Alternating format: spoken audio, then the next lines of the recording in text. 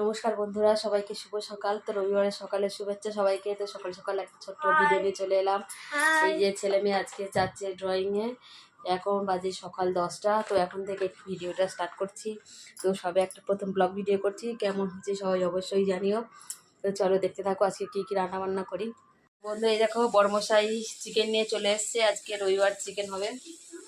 High বন্ধুরা,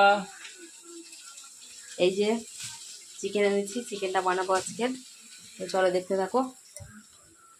তো বন্ধুরা এই দেখো, এই যে আমি অনেক রকম সবজি দিয়ে আর চিংড়ি দিয়ে সবজিটা বানাচ্ছি। এরপরে চিকেনটা বানাবো। আমার ভাতটা বানানো হয়ে গেছে।